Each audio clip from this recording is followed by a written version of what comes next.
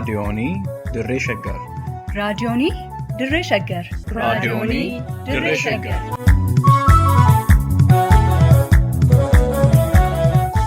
Raadiyoonii Dirree Shaggar. Raadiyooniin Dirree Shaggar torbaanitti wixataa hanga jimaataatti galgaluu sa'aatii tokkorraa eegalee hamma sa'aatii tokkoo fi walakkaatti dambalii gabaabaa meetirbaandii 19 kiiloo heerzii 15,415 irratti qophii dabarsuu amma jalqaba. Raadiyoonii Dirree Shaggar.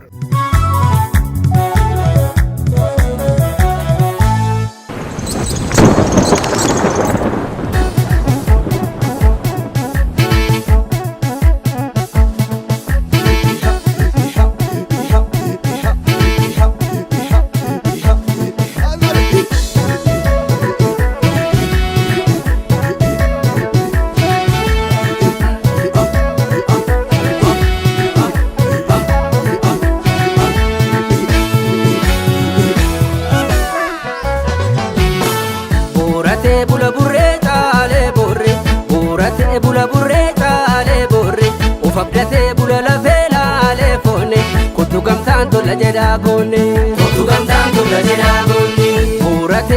bureta ale borre, burate bula bureta ale borre, ufabdate bula la vela ale fone, kutugam tanto la jeda gone, kutugam tanto la jeda gone.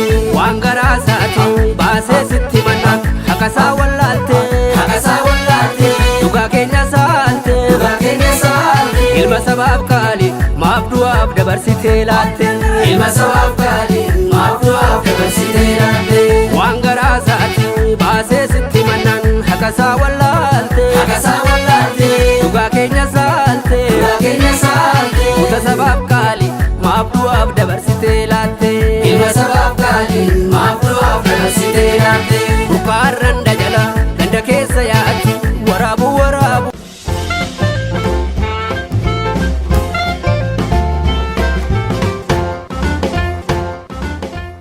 maaltu ta'aa jira. Sagantaa kanaan sochiiwwan si'ana naannawa gaanfa Afrikaatti impaayera Itoophiyaatti keessumaa immoo Oromiyaa keessatti gama siyaasaa, diinagdee fi hawaasatiin adeemaa jiran dhiibbaa isaan uuman sakattaanee taajjabbii qeeqaa fi hubannoo taateewwan dalagamaa jiran irratti gama adda addaatiin dhiyaatan gaggabaabsinee isiniif qoonna. Maaltu ta'aa jira?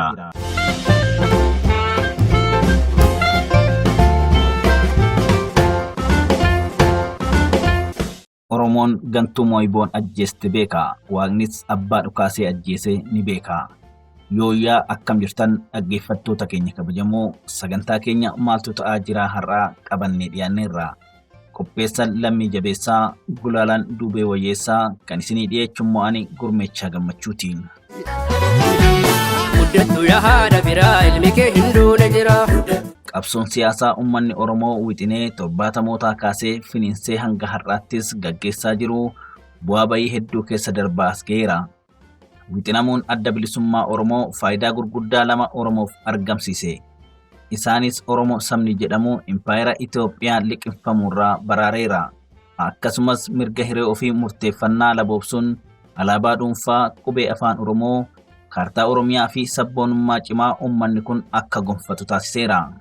Dhaabbileen siyaasaa Oromoo ammaan kana toora lamaan qabsaa jiru.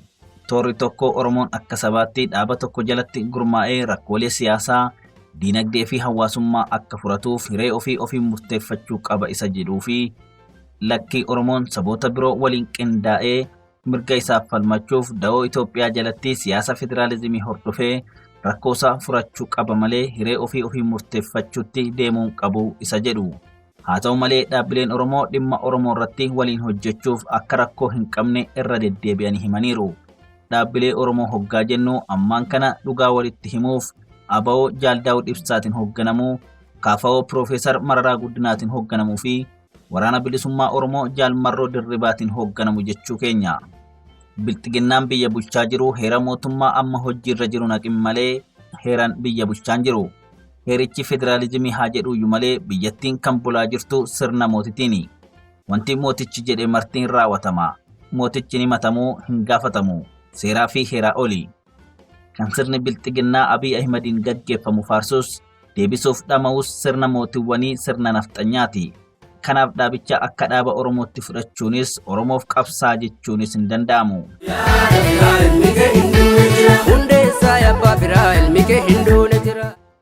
Adeemsa bilxiginnaa kana fuuldura dhaabbachuuf dhaabbileen siyaasaa Oromoo lameen karaa nagaatiin qabsaa yoo jiran, waraanni bilisummaa Oromoo immoo qabsoo hidhannootti lixee mootummaa bilxiginnaatiin wal falmaa jira. Qabsoo gama lamaaninuu Oromoon adeemsisaa jiru hankaaqsuuf mootummaan bilxiginnaa dhagaan inni hin buqqifne hin jiru. Gama tokkoon miseensota dhaabbilee karaa nagaa qabsaanii hidhaa, ajjeesaa, sodaachisaa, achi buutee dhabamsiisaa jira. Gama biraatiin ammoo qabsaa'ota hidhannoo irratti bobba'an xiyyaaran dirooniin waraana lafootiin dhabamsiisuuf yaaluu bira darbee uummata nagaa woboo deeggartuu jechuudhaan tumaa, hidhaa, ajjeesaa fi mana irratti gubaa qabeenya irraa saamaa jira. Kana biras darbee waraana ofii woboo fakkeessee ijaaree maqaa wobootiin uummata saamsisaa fi fixaa jira. Kana biras taree hooggantoota keessa lo'ee lixee nama bitatee walitti bu'iinsalleen akka uume hin beekama. Fakkeenyi tokko Aba'oo Hiiltan gama wobootiinis waan akkasii uumuu yaalaniiru. Yeroo ammaas gareen jaalmarroon hoogganamu osoo jiru, gaafa gareen Faqqadaa Abdiisaatiin socho'u uumamee mootummaa wajjin seelii ijaarratee alaa fi keessanillee socho'uun bobaa bilxiginnaa jala dhokachaa tika mootummaa waliin qabsaa'ota adamsanii ajjeesuun yookiin ukkaamsuun har'allee mooraa qabsoo Oromoo keessatti rakkoo uumuun baay'ee nama gaddisiisa. Wanti dhiyeenya kana dargaggoo Moo'iboon Baqqalaa irratti ta'es shira kanarraa fagaatu. Ragaaleen ajjechaa Oromiyaa keessatti qabsaa'ota Oromoo miseensa paartii adda addaa ta'an irratti raawwachaa jiru kun tika mootummaa bilxiginnaatiin taasifamaa jiraachuu kanneen agarsiisan hedduutu jira. Fakkeenyaaf namoota ciccimoo sodaatan yoo ajjeesuu barbaadan dursanii bilbila irratti bilbilanii doorsisuu, maqaasaa karaa garee caasaa yakkamtoota isaanii raayyaa pirooppogaandaa miidiyaa jechuun ijaarrataniin maqaa namoota ajjeesuu barbaadanii akka waan shaniin isaan ajjeesuuf adamsaa jirutti miidiyaa hawaasaa irratti maxxansuun wal jalaa butuun feesbuuk irratti facaasu. Achi booda olola sabaa ofumaaf qindeessaa turan akka ragaatti ol kaawwatanii namoota barbaadan dagachiisanii ukkaamsuun mana hidhaa adda addaa keessatti hidhanii torchi gochuun reebicha suukaneessan dararu. Hanga hidhanii gaafa mana hidhaatii gadi dhiisan immoo akka waan inni mootummaa wajjin waliin hojjechuuf waadaa galee ba'utti fakkeessuun olola karaa garee raayyaa miidiyaa isaanii sanaan itti oofu. Mooraan qabsoo inni keessa jiruu fi fayyaalessi Oromoo immoo ololichi shira of duubaa qabaachuu kan dafee hin galleef dhugaa itti fakkaatee duula arrabsuu fi maqaa balleessuu qabsaa'ota akkasirratti girrisu. Sana gidduutti tikni mootummaa fi qaamoleen nageenyaa warra namoota nagaa fi qaroo sabaa ta'an tooftaa fi shira garaa garaa qindeessuun dhokatanii lubbuu qaaliiwwan Oromoo kanaa galaafatu jechuudha. Haaluma kanaan ajjechawwan kanneen akka Poolisii Salamoon Taaddasaa, Abbootii Gadaa Karrayyuu, Haacaaluu Hundeessaa, Abdul Jabbaar Huseen, Daadhii Galaanii fi kanneen biroo irratti raawwate kaasuun ragaa qabatamaa hojii diinaa kana saaxiluu dhiyeessuun hin danda'ama.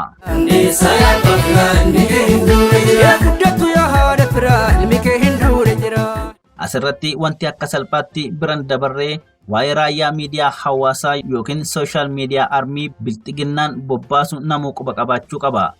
Kumaatamaan waajiroota hedduu jalatti qacaramanii hojjetu. Namni tokko hanga maqaa eenyummeessaa sobaa 10 qaba. Kan ministeera teeknooloojii jalatti qacaramanii hojjetan lakkoofsan qaban. Waajiroonni koominikeeshinii naannolee, godinaalee, ministeerotaa, aanaalee fi kutaan magaalaa hundi maqeessa dhugaa irratti dabalataan feek akkaawunti hedduu akka qabaatan godhameera. Suuraa isaan godhatan yoo ilaalle suuraa qabsaa'ota bebbeekamoo, maqaa sobaa qabsaa'ota bebbeekamoo, maqaa paartii uummanni jaalatu faa godhatu. Kaayyoon isaa inni guddaan Oromoo gargar qoodudha. Afaan faajjii uumuudha. Suutuma suuta ergaa uummata addaan diiguu dabarsuu eegalu. Oromoo tokko isa biraa shakkisiisu. Oromoo yaadan gargar qoodame keessatti umurii aangoo isaanii dheereffatuu heduu jechuudha.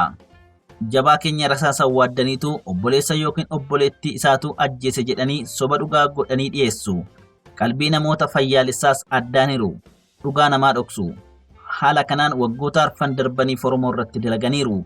Shirri akkasii jiraachuu Oromoon sirritti bareechee beekuun fardiidha. Maqaa qabsoo fi mooraa qabsoo Oromoo keessatti har'as qaroon Oromoo ajjeefamaa jira. Diinni Oromoo keessa maadheeffatee fi wallaalaan keenya beektota Oromoo nurraa fixaa jiru. Diinni faallaa qabsoo Oromoo jirus kittilliyoota fayyadamee qaaliiwwan sabaa suutuma suuta nurraa galaafataa jiru. Moo'iboon Baqqalaa eenyu? Akkamittis ajjeefame? Ragaa fi odeeffannoon hiriyoota isaarraa odeeffannee kunooti. Moo'iboon Baqqalaa roobii galgala tilmaama sa'aatii tokko irratti magaalaa Finfinnee bakka Saansuusii jedhamuu fi naannoo kireeffatee jiraatutti rasaasaan rukutamee waggaa 34ffaatti ajjeefame. Hanga guyyaa lubbuun isaa darbeetti dhaabbata Itiyoo Telekoom keessa hojjechaa ture. Gaafa rasaasaan rukutame sana yaalaaf gara hospitaala Abeet jedhamutti geeffamus lubbuun isaa ooluu hin dandeenye. Moo'iboon bara 2017 irraa kaasuun miseensa gumii sabaa ABO ta'uun tajaajilaa ture. Moo'iboon waggoota dheeraaf mana hidhaatti dararamaa ture. Haala qabatamaa mul'achaa tureen ammoo namni mana hidhaatii ba'e yeroo hedduu ajjeefamu argaa jirra. Moo'iboon barreessaa kitaaba Dorrobaa jedhamuuti.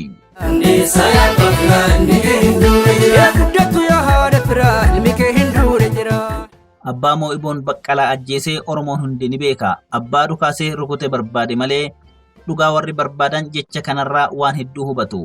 Moo'iboon Baqqalaa warra isatti duulaa jiran otoo nama hundatti iyyatu sareen galaafatte. Namni irbuu waliif gale cabsee jaalasaa nyaatu seenaadhaaf galmee gantootaa keessatti galma. Moo'iboon abbaasaa obbo Baqqalaa Garbaa Fufaa fi haadhasaa aadde Alamii Fallaqaarraa bara 1981 akka lakkoofsa Habashaatti godina Wallagga Ba'aa aanaa Kiramuu ganda caffee Soorumaa bakka addaa Ejersa Dinkii jedhamutti dhalatee guddate. Barnoota isaarratti nama qaxalee fi moggoon qabne ture. Dandeettii addaa nama qabu ture. Yeroo kutaa afuraffaa barataa ture umurii isaa waggaa 12tti bara 1995 irraa eegalee toora qabsoo bilisummaa Oromoo hordofuun quuqamni Oromummaa quuquu eegale. Hanga kutaa 10ffaatti achuma magaalaa Kiiramuutti barumsa isaa xumuruun bara 2011tti mana barumsaa qophaa'inaa Giddaa Ayyaanatti kutaa 11ffaa jalqabus gara mana barumsaa qophaa'inaa Naqamteetti jijjiirrate. Damee barnootaa saayinsii uumamaatiin magaalaa Naqamteetti bara baratee qabxii seensaa yuunivarsiitii galmeessuun bara 2013 akka lakkoofsa Habashaatti yuunivarsiitii Jimmaa seene. Muummee barnoota fayyaa keessaa Public Health Officer barachuu jalqabe. Bara 2014 yeroo waggaa lammaffaa barachaa jirutti fincila mooraa yuunivarsiitii Jimmaa dho'ee ture keessatti Moo'iboon qindeessuu fi warraaqsuu keessatti nama jabaa ture. Kanarraa ka'uun yeroo hedduu mana hidhaa magaalaa Jimmaa keessatti sabboontota barattoota Oromoo waliin hidhamee dararaa argaa ture. Barattoota sababa diddaa maastar pilaanitiin mana hidhaa federaalaa Maakalaawwii seenan keessaa Moo'iboon Baqqalaa nama tokko ture. Haaluma kanaan mana hidhaa Maakalaawwii keessatti laamsha'anii booda bara 2015 akka lakkoofsa Habashaatti barattoota biroo waliin himanni irratti banamee mana hidhaa Qillinxootti darbatame. Sana booda mirgi wabii qarshii 10,000 eegamee fi akka alaa deddeebi'ee dhaddacha hordofu ta'e. Wabiidhaan ba'ee mana murtiis hordofaa yuunivarsiitiitti deebi'uu gaafatullee ni didan.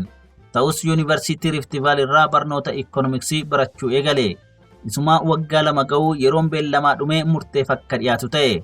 Manni murtii mana sirreessaa turii murtiif dhiyaadhu jechuun gara mana hidhaa Qillinxootti erge. Achumaan manni hidhaa Qillinxoos balaa abiddaaf saaxilame. Moo'iboon warra balaa kanarraa hafe keessaa tokko ture. Sana booda gara mana hidhaa Shawaaroobiititti ergame. Turtii ji'a tokkoon booda ammas gara Qillinxootti deebi'e. Achii waggaa 1 fi ji'a 5 itti murtaa'e. Erga ba'ee barnoota isaa yuunivarsiitii Rift Valley xumuree barsiisummaa eegalee ture. Boodas adda kutee waajjira adda bilisummaa Oromoo godina Wallagga Ba'aa magaalaa Naqamteetti barreessaa ta'ee hojjete. Moo'iboon goota gara kuteessaa garraamii gameessa namaati. Oromummaatti amana. Nama garraamii dabaan afaassaa keessaan baane fi falmaa mirga dhala namaati. Bara 2021 kitaaba asoosamaa dheeraa mata dureen isaa Dorrobaa jedhu uummata bal'aaf dhaqqabsiiseera. Magaalaa Naqamtee gadhiisee gara magaalaa Finfinnee dhufuun dhaabbata Itiyoo Telekoom keessa hojjechaa jira ture. Moo'iboon fuudhee ilma horanne. Kichuutti osoo dargaggummaa dhadhameen quufin karaatti cite. Reeffi dargaggeessa kanaa magaalaa Finfinnee irraa gara Naqamteetti akka geeffamee fi sirni awwaalchaasaas jimaata onkoloolessa 14 bara 2022 waldaa guutuu Wangeelaa Naqamteetti raawwate. Nagaan boqadhu fuulli waaqaa sittaa tolu. Gumaa kee fi dhugaa kee Waaqayyo siif haa baasu. Jaarmiyaalee siyaasaa ABO fi KFO'n ajjechaan qaroowwan qaqqaalii Oromoo irratti biyyattii keessatti guyyuun raawwatu kan baay'ee isaan yaaddessu ta'uu fi aarsaan kamuu Oromoo irratti raawwatus qabsoo taasifamurraa abdii kutachiisuu fi dadhabsiisuu akka hin dandeenye jala muruun ibsina jechuun ajjechaa Moo'iboon Baqqalaa booda ibsa gaddaa baasan. Dhaabbileen mirga namoomaa fi kanneen dhimmisaa ilaallatu kanneen biyya keessaa fi idil addunyaa qaamni walabaa ajjechaa qondaala kanaa fi Oromoota nagaa ajjeefaman biroo akka qoratuufis waamicha godhan. Walumaa galatti ajjechaa mootummaan Bilxiginnaas uummata Oromoo irratti dalagaa jiru qeensa miilaa hanga rifeensa mataatti beeknee dammaqnee qaroo fi qaaliiwwan Oromoo haa eeggannu. Koloneel Abiyyi gaafa aangootti dhufu waan inni jalqaba kakatee dubbate keessaa tokko duula miidiyaa hawaasaan akka mo'amne. Duula kanaan galma ga'uuf leenjiiwwan gurguddaaf maallaqa hedduutu dhangala'e. Dabballoonni leenjii kana fudhatan kumaatamaan lakkaa'amu. Bakki dhalootaa isaaniis akkasuma bakka daba itti dalaguu barbaadan irraa jal'isuun katabatu. Amantiis kan isaanii kan hin taane himatu. Biyya alaa fi biyya keessa maadheeffatanii jiru. Seelii jabaa ta'ee fi golgaa baay'ee dhokataa ta'een socho'u. Qabsaa fakkaatanii qabsaa'ota basaasu. Gama tokkoon feesbuukii muraasa qabaniin nama rukutuu barbaadan dura dabarsanii ebaluu akkas godhuu fi ebaluu akkas ta'eera jechuun maqaa garee yookiin dhaabawii dhaachuun olola jabaa irratti gaggeessu. Gama biraan fuulbarruu biraa qabaniin erga nama barbaadan sana rukutanii booda gara garee yookiin qaama itti ololaa turan sanaatti deebisu. Haala kanaan lubbuu ilma namaan akka qumaaratti taphatu. Sodaa maallaqaa fi aangoo malee sodaa waaqaan qaban. Dabballoonni kun arrabsoo safuu Oromoo cabseen beekaa fi guddaa keenya miidiyaa hawaasaa irraa ari'aniiru. Kaan boquun cabee hafe kaan lafa jalaa gungumaa jira. Dabballoonni kun amantaa gosa yookiin ganda namaa arrabsuun yookaan xiqqeessuun balaan akka dhalatu godhu. Haala kanaan abbootii gadaa Oromoo duguuganii qaama biraatti haqachuuf turan. Ofiifuu waliin galle dhiigni abbootii gadaa fi waaqni Oromoo iyyatee haqa baase. Kichuuwwan hedduu garuu haala kanaan dhabneerra. Qaama kamuu haa ta'u kan lubbuu ilmaan namaan qumaara taphatu itti gaafatama. Seera duuniyaa fi seera uuman itti gaafatama. Siyaasni waan tokko lubbuu rabbi uumeen qumaara taphachuun garuu waan biraati. Siyaasa walxaxaa akkasii uumuun qabsoonni laafatti jedhanii yaaduunis gowwummaadha. Xumurree waan nu caqastaniif ulfaadhaa horaa deebanaa. Buuratee bula buree caalee boorre. Buuratee bula buree caalee boorre. Ufabdatee bula lafee laalee foonne. Kottu gamtaan tola jedhaa boonne. Kottu gamtaan tola jedhaa boonne. Waan garaa isaati baasee sitti mannaan haqasaa wallaaltee. Haqasaa wallaaltee. Dhugaa keenya saaltee. Dhugaa keenya saaltee. Ilma sabaaf kaali maaf du'aaf dabarsitee laatte. Ilma sabaaf kaali maaf du'aaf dabarsitee laatte. Waan garaa isaati baasee sitti mannaan.